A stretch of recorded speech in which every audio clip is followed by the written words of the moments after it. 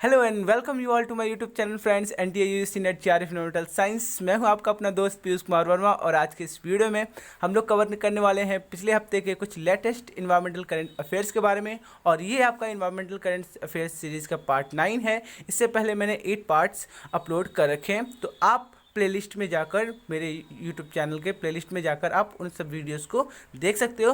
और साथ ही साथ मैं उन वीडियोस का यहाँ पे लिंक भी इस वीडियो के डिस्क्रिप्शन में शेयर कर दूंगा, जिससे आपको हेल्प होगा और आप जाके देख सकते हैं।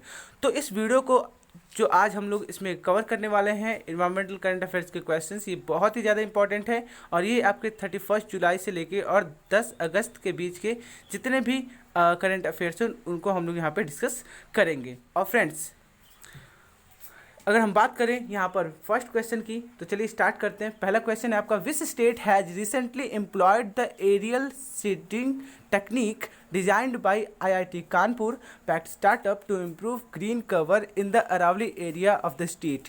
यानी किस राज्य ने यहाँ पर जो है रिसेंटली जो एरियल सीडिंग टेक्निक है वो जो कि IIT कानपुर के द्वारा डिज़ाइन की गई है, इस टेक्निक को अप्लाई किया है अरावली एरिया में, वहाँ जो ग्रीन कवर है उसको बढ़ाने के लिए, यानी कि वहाँ पर प्लांटेशन जो है इंक्रीज करने के लिए। तो ऐसे में आपका ऑप्शन है यूपी, हरियाणा, महाराष्ट्र और राजस्थान।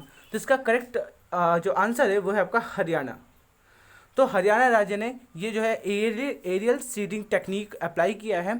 और ये जो है ना, इस एक प्रोजेक्ट का हिस्सा है जिसमें यहाँ पर जो है एक पायलट प्रोजेक्ट है जिसमें जो लो वेजिटेशन डेंसिटी है, यानी कि जो प्लांट की जो डेंसिटी है उस अरावली और सिविलिक हिल्स रेंज में, तो वहाँ पर बहुत ही कम है हरियाणा में। सो यूजिंग दिस मेथड यहाँ पर जो प्लांटेशन होगा वो 100 एकड़्स, यानी कि कितना एरिया कवर करेगा, वो 100 एकड़। तो यहाँ पर इस पायलट प्रोजेक्ट के दौरान इतना आपका एक टारगेट रखा गया है, ठीक है, जहाँ पे इस एरियल जो सीडिंग टेक्निक है इसका यूज करके 100 एकड़ एरिया में प्लांटेशन करना है गवर्नमेंट को। अब बात ये आती है कि यहाँ पर एरियल सीडिंग है क्या।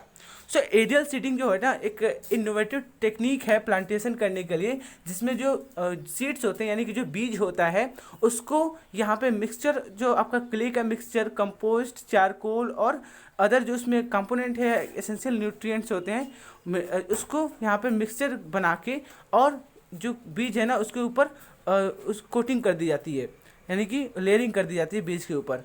और उसको यहाँ पर याद रखिएगा कि जो कंपोस्ट, चारकोल या फिर क्ले है मिक्सचर, इनका जो एक फिक्स रेशियो होता है, उसी रेशियो पे सीड के ऊपर मिक्स किया जाता है और इसको ग्राउंड के ऊपर स्प्रे कर दिया जाता है with help of aerial devices, यानी कि प्लेन हो सकता है, हेलीकॉप्टर हो सकता है या ड्रोन हो सकता है, इसकी मदद से स्प्रेड कर दिया जाता है। और इसके बाद होता क्या है कि जो यहाँ पे वेरियस कंपोनेंट जो होते हैं सीड के ऊपर जो कोटिंग के रूप में लगे होते हैं, वो क्या होता है कि वो क्यों किया जाता है, क्योंकि जब आप सीड को ड्रॉप करोगे ना, तो ड्रॉप करने के बाद जिस लोकेशन पर वो सीड गिरेगा, यानी कि उस लोकेशन पे वहाँ पर कह सकते हैं कि चूँकि जब यहाँ पे कोटिंग कर दिए हैं तो कोटिंग की वजह से वो सीड क्या हो जाएगा, हैवी हो जाएगा।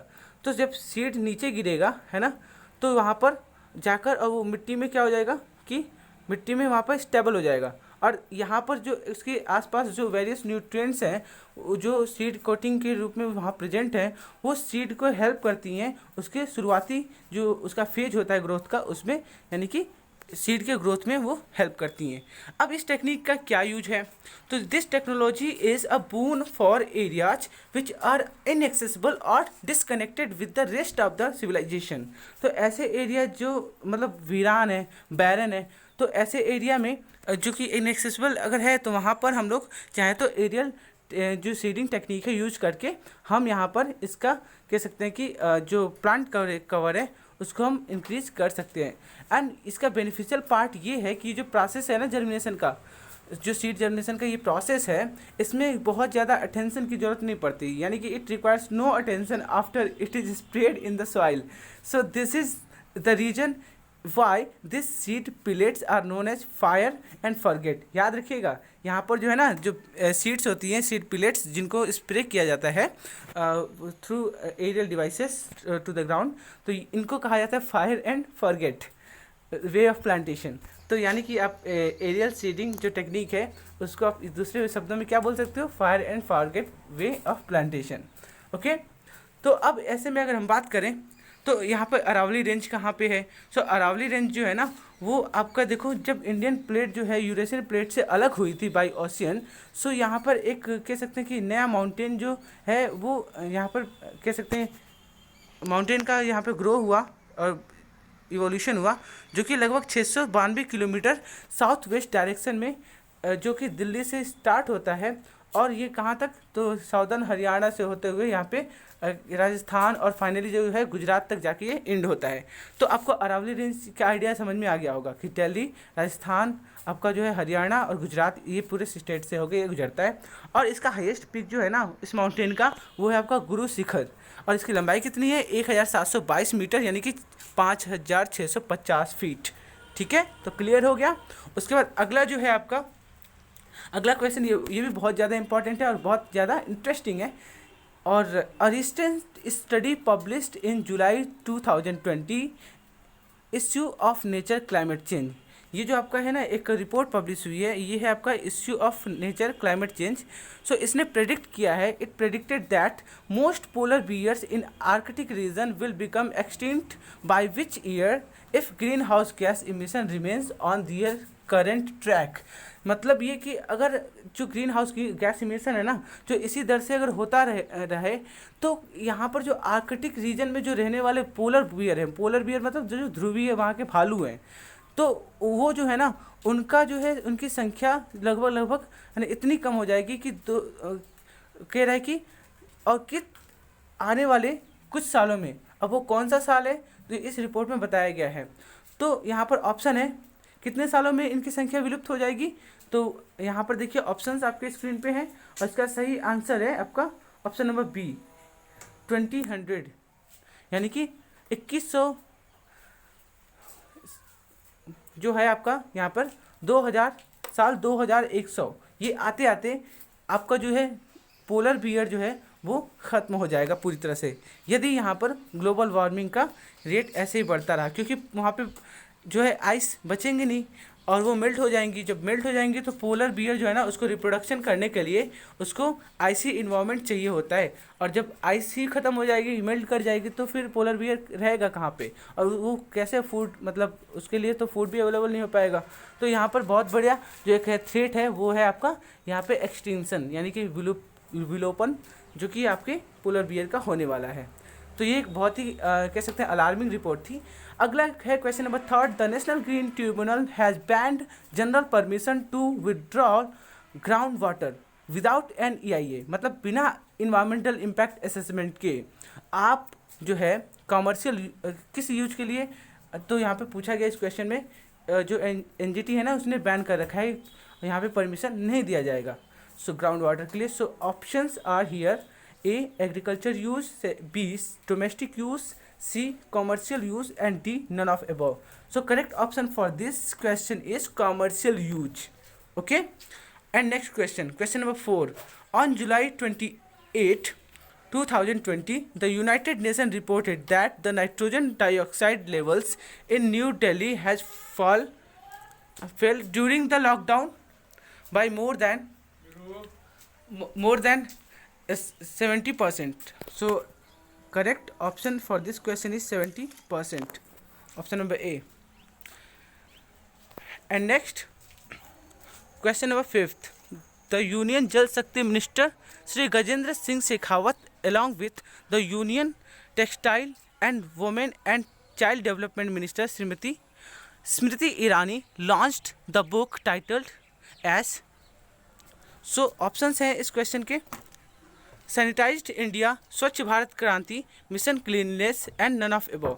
सो इसका करेक्ट आंसर है आपका Swachh Bharat Kranti, option number B आपका करेक्ट इसका उत्तर है। अगला है question number 6, a recent report which is first of its kind published impact of lead on childrens health across the world as per recent report 1 in every 3 children. याद रखिएगा यहाँ पर जो एक लेटेस्ट रिपोर्ट आई है वो किस एजेंसी के द्वारा जारी की गई है, जिसके द्वारा हर 3 बच्चे में से एक बच्चे को जो है ना वो क्या है, he is being poisoned by lead, यानी कि यहाँ पे वो लेड से संक्रमित है।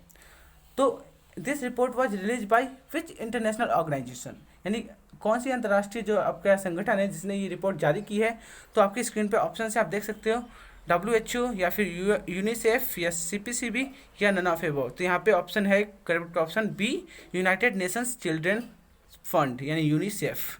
ठीक है, अब आपको कमेंट सेक्शन में बताना है कि यूनिसेफ का हेडक्वार्टर कहाँ पे है और इस समय उनके करंट जो है प्रेसिडेंट यानी कि यहाँ पर जो अध्यक्ष यूनिसेफ के कौन है।